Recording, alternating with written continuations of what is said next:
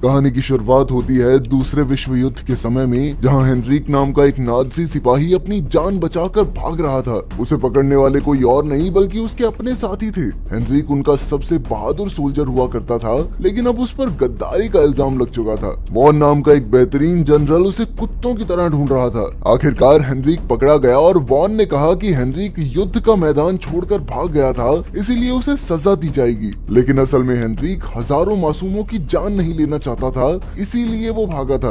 अब वॉन ने अपने असिस्टेंट डॉफलर को उसे फांसी देने का हुक्म दिया और ये लोग हेनरिक को मरने के लिए छोड़ आए। अपनी आखिरी सांसें लेते हुए हेनरिक को अपनी बेटी और पत्नी की झलक दिखाई दी और अचानक एल्सा नाम की एक लड़की ने उसकी जान बचाई। कुछ घंटों बाद हेनरिक की आंख खुली तो एल्सा और उसके भाई पॉल ने उसका इलाज किया। पॉल की दिमागी हालत कुछ ठीक नहीं थी। खैर उधर वॉन इस शहर में लोवेंस्टीन परिवार को ढूंढने पहुंच गया। रॉबर्ट नाम के ऑफिसर ने उसे बताया कि उस परिवार का घर तो जला दिया गया है, लेकिन वॉन ने इस खंडर में भी छानबीन करने का फैसला किया कि कुछ सुराग तो जरूर मिलेगा। पर रॉबर्ट थोड़ा घबराने लगा। असल में वो और उसकी पत्नी सोंजा इस घर के बारे में कुछ जानते थे। उधर हेनरिक ने एल्सा से पूछा कि उसने उसे क्यों बचाया, तो एल्सा ने कहा कि नाज़ी फौजियों ने उसके पिता को मार डाला और इसीलिए वो नाज़ियों से नफरत करती है। आज उसे मौका मिला तो उसने एक आदमी को नाज़ियों से बचा लिया। फिर अगली सुबह वॉन ने शहर के लोगों को लोवेंस्टीन परिवार का घर तोड़ने का हुक्म दिया। तब ये खुलासा होता है कि वॉन लोवेंस्टीन परिवार की कीमती सोने की ईंटें चुराना चाहता था।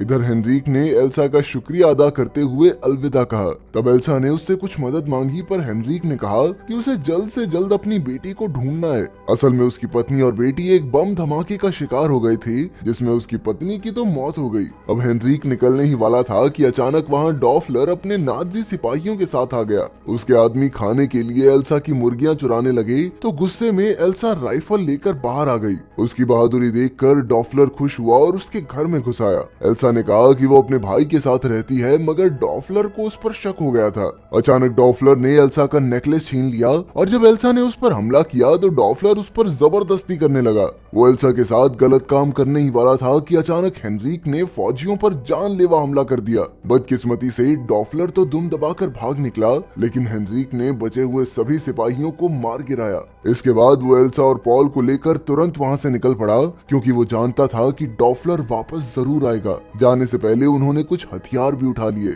उधर डॉफलर ने वापस लौटकर अपना इलाज करवाया और वॉन को खबर दे दी कि हेनरिक अब भी जिंदा है। अब उसने हेनरिक, एल्सा और पॉल को जान से मारने की कसम खा ली। उधर रात होने पर उन तीनों ने एक गुफा में रुकने का फैसला किया। सोने से पहले हेनरिक ने एल्सा को बताया कि उसने अपनी बेटी को सिर्फ पैदा होने के वक्त ही देखा था।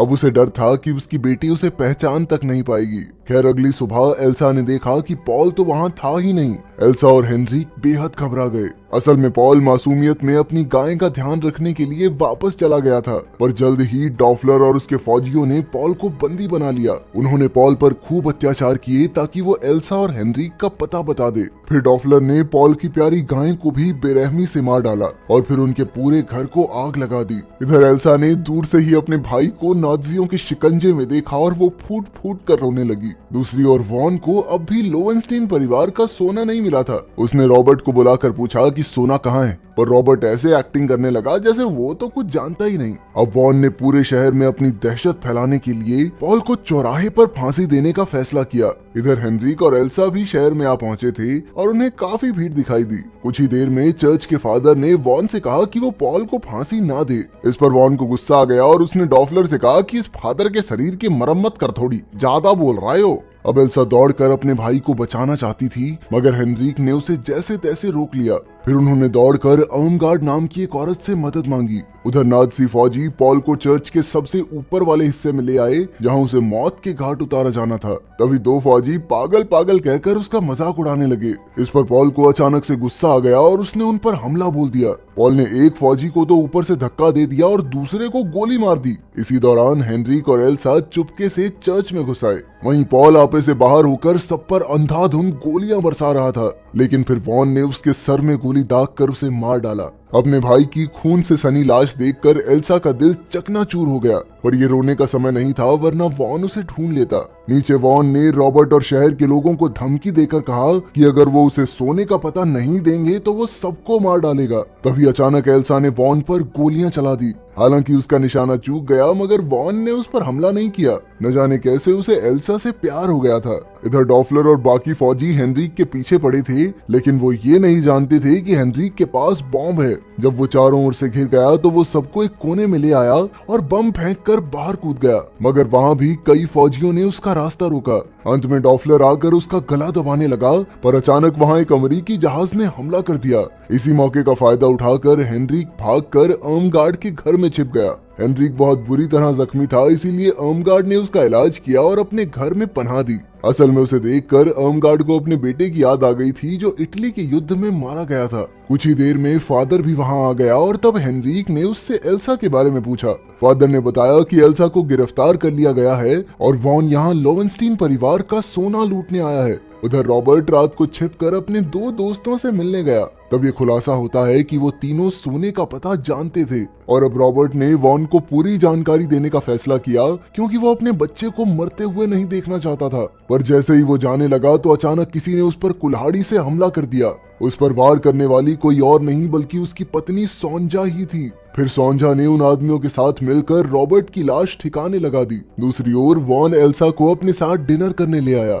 वॉन ने कहा कि एल्सा बिल्कुल उसकी पिछली प्रेमिका जैसी दिखती है। वो यहूदी थी, इसलिए वॉन ने उसे मार डाला और उसकी दी हुई अंगूठी अपनी आंख में गुदवा ली। अब उसने घुटनों पर बैठकर एल्सा से अपने प्यार का इजहार किया। उधर फादर और अर्मगार्ड हेनरिक को लोवेनस्टीन परिवार के बारे में बता रहे थे। हिटलर ने सभी यहूदियों को मार डालने का हुक्म दिया था, इसलिए रॉबर्ट ने भी लोवेनस्टीन परिवार को जलाकर मार डाला, जबकि उन्होंने आज तक किसी को कोई नुकसान नहीं पहुंचाया था। इसके बाद उनकी सोने की ईंटें रॉबर्ट और सोंजा के हाथ लग गई और उन्होंने सारा सोना एक कब्र में छिपा दिया।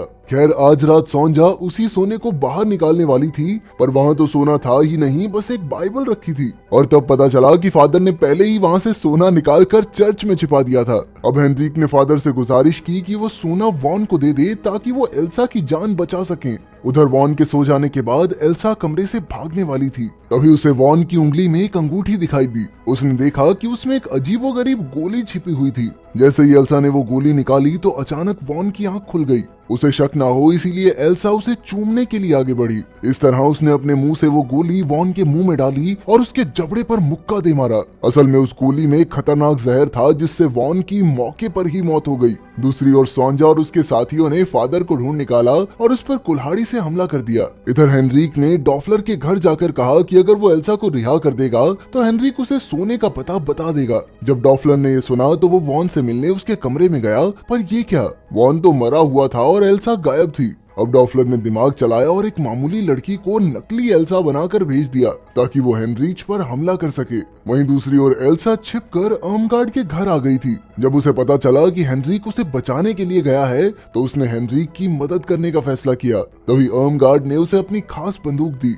उधर सोंजा फादर को बंदी बनाकर उससे सोने का पता जानना चाहती थी। उसने फादर को बहुत पीटा। इसी तरह डॉफलर भी हेनरिक से पूछताछ कर रहा था। उसने तो हेनरिक को अपना खून भी दिया ताकि वो सोने का पता बताने से पहले मर ना जाए। फिर अगली सुबह फादर सोंजा को चर्च ले आया। सोंजा सोना मिलने के बाद फादर को मारने वाली थी, पर उसे क्या पता था कि फादर ने सोने के डब्बे में बॉम्ब लगा रखा था। जैसे ही डब्बा खुला अचानक जोरदार विस्फोट हुआ, जिसमें सोंजा के आदमी मारे गए। कुछ ही पलों में डॉफलर और उसके फौजी भी चर्च आ पहुंचे। वहाँ की हालत देखकर वो हैरान हो गया, लेकिन खुशी की बात ये थी कि सोने की ईंटें अब भी सलामत थी। अब डॉफलर ने फादर को गोली मार दी और अपने फौजियों को सोना चुराने का हुक्म दिया। पर तभी एल्सा आरपीजी राइफल लेकर चर्च के बाहर आ पहुंची। उसने धमाके से चर्च की काफी दीवारें गिराई और बाहर का रास्ता बंद हो गया। फिर अर्मगार्ड खुफिया रास्ते से अंदर आई और उसने काफी फौजियों को मार डाला। फिर उसने डॉफलर के पेट में चाकू घोंप दिया, पर अचानक किसी ने अर्मगार्ड को गोली मार दी। इससे एल्सा को बहुत गुस्सा आया और उसने अंधाधुंध फायरिंग शुरू कर दी।